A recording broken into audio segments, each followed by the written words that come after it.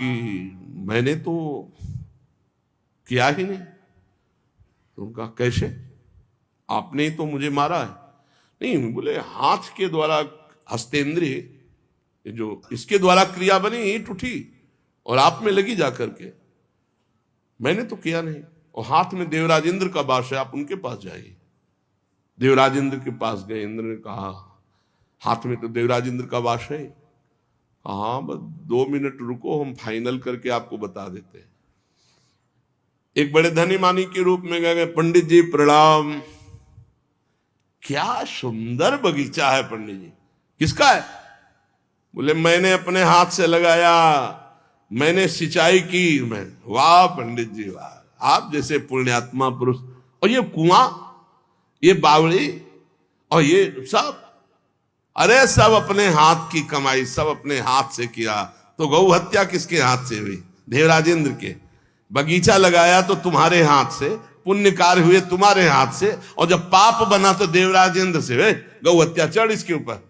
और अगर ये ज्ञान का वास्तविक स्वरूप उनके ऊपर होता तो कोई हत्या उनके ऊपर लागू होने वाली नहीं थी। लेकिन बुद्धि से ज्ञान नहीं चलेगा, उसको अनुभव में लाना पड़ेगा। वास्तव में काम क्रोध आदि विकार जड़ में होते हैं, और जड़ से इनकी क्रिया होती चैतन्य में नहीं। अब समझ लो कि जड़ जनित क्रिया करके फिर कहोगे कि मैं ब्रह्म हूं, मैं चैतन्य घन हूं, मैंने कोई पाप नहीं किया तो डंडा चलेंगे, तो तुम चैतन्य घन हो, तुम्हें तो पीड़ा हो रही, तुम नरक में जाओगे तो तुम्हें पीड़ा होगी, लेकिन चैतन्य घन हो। ये बुद्धि के ज्ञान से नहीं होगा। नहीं, स्वात्मारामम विषय में तृष्णाम भ्रमयति। जब आप चैतन्य घन हैं तो आपके शरीर में भी किंचन मात्र विकारात्मक चेष्टा नहीं होगी। नहीं, स्वात्मारामम विषय में तृष्णाम भ्रमयति। अंधकार के संयोग की तरह, जैसे अंधकार कभी सूर्य से संयोग कर ही नहीं सकता, ऐसे आप चैतन्य घन परमात्मा के अंश में अज्ञान, ये काम क्रोध आदि कभी स्पर्श कर ही नहीं सकते।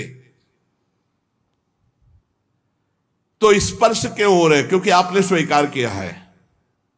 ये बहुत सुंदर बात, इसी को हमने कई बार सत्संग में कहा है। आप अपने अंतःकरण की बात किसी से मत बताइए कि आपको कोई विकार है। जब आपसे कोई पूछे तो मुस्कुरा के उत्तर दो, बहुत सुंदर, बहुत कृपा है ठाकुर जी की, बहुत आनंद है। वो धीरे धीरे अंतरे में भस्म हो जाएंगे। उनकी सत्ता ही नहीं, आप जब सत्ता देते हैं तभी वो आपको परेशान करते हैं। भगवान कहते हैं मात्रा स्पर्शास्तु कौन्ते शीतोष्ण सुख दुखदा आगमा पाइनो अनित्यास्तास्ति तिक्षस्व भारत। ये आने जाने वाले विकार